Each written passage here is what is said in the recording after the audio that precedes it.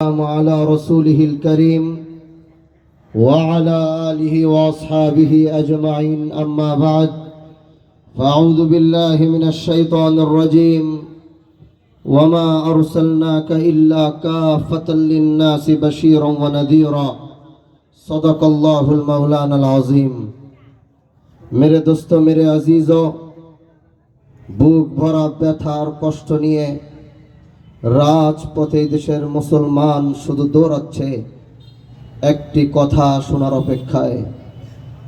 এদেশের মানুষ মুসলমান, এদেশের ভিত্তি হলো ঈমান।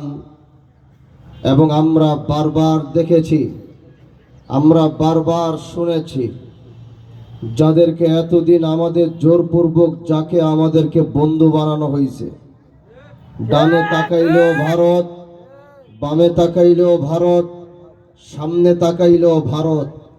কিন্তু ভারত এটা মনে করতে পারে যে বাংলাদেশ তো আমি আমার পেটের ভিতরে, চারপাশ থেকে আমি তো ভারত, বাংলা যাবে কোথায়? কিন্তু ভারতের এটা মনে রাখতে হবে, আমরা ছোট একটা দেশ হইতে পারি, 56,000 বর্গ মাইল আমাদের হইতে পারে, কিন্তু এদেশে প্রতিটা মানুষ কিন্তু ইমানদার এবং মুসলমান।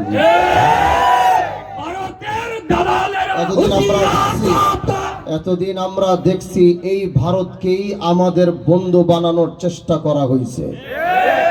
ভারতকে আমরা বন্ধু মানতে চাই নাই, কিন্তু আমাদেরকে বন্ধু মানতে বাধ্য করা হয়েছে।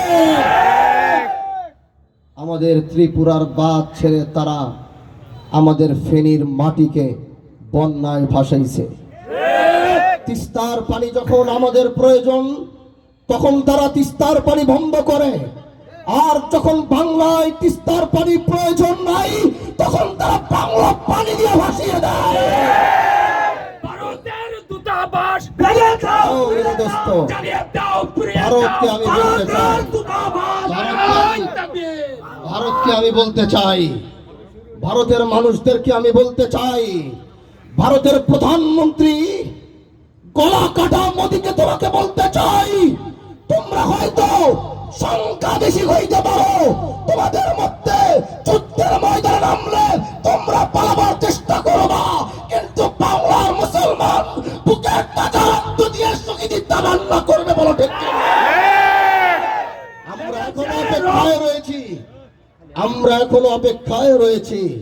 এ ভারত, এ ভারত, তোমরা আমাদের দুশ্মন হয়েছ কারণ আমরা বাংলাদেশকে ভালোবাসি, তার জন্য তোমরা আমাদের দুশ্মন হয়েছ কারণ আমরা ইমানদার, আমরা মুসলমান, আমরা ইমান নিয়ে বাঁচতে চাই।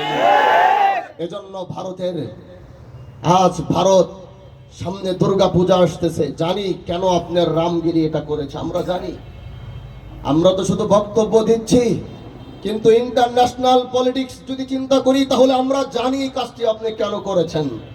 কারণ যাকে আপনি গিয়ে আশ্রয় দিয়েছেন, যে বাংলাদেশ থেকে, সেই বাংলাদেশ থেকে যিনি গিয়ে আপনার সেখানে আশ্রয় নিয়েছে, এই যে কথা আমি বলছিলাম, আমি আর বেশি না 1-2 মিনিট কথা বলে শেষ করব। কিন্তু কিছু বিষয় এগুলো আমাদের একটু বুঝতে হবে, যে সামনে কয়েকদিন পরে হচ্ছে দুর্গাপূজা, আর এই দুর্গা পূজায় আমাদের বাংলাদেশে কিন্তু আমাদের অনেক হিন্দু ভাইদের বসবাস আছে। এখন ইন্টারন্যাশনালি তারা একটা পলিটিক্স করতেছে, সেটা হচ্ছে যে সেই ঠিক দুর্গা পূজার আগ দিয়ে তারা ভারতের এক পুরোহিতের মাধ্যমে তারা মুসলমানদের নবী, প্রিয় নবী মুহাম্মদুর রাসূলুল্লাহ সাল্লাল্লাহু আলাইহি ওয়াসাল্লামের ইজ্জতের উপরে তারা আঘাত করেছে। এবং তারা এটা জানতো যে এই কাজটা করার পরেই কিন্তু বাংলার মুসলমান জেগে যাবে, কারণ বাংলাদেশের মুসলমান বসে তো থাকবে না।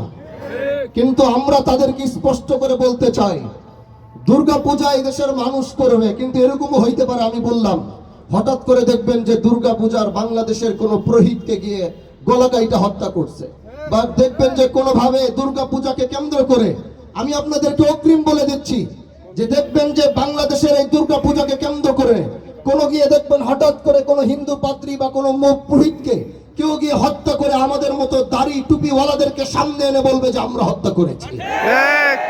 কিন্তু আমি স্পষ্ট করে আমরা এটাও বলতে চাই এদেশের হিন্দুরা নিরাপদ। আমরা তোমাদের মতো ভারতকে বলি, আমরা তোমাদের মতো তোমাদের ধর্মের উপর আঘাত করি নাই। আমরা কিন্তু আমরা কিন্তু আমাদের বাবরি মসজিদকে ভেঙে তোমরা রাম মন্দির তৈরি করেছো।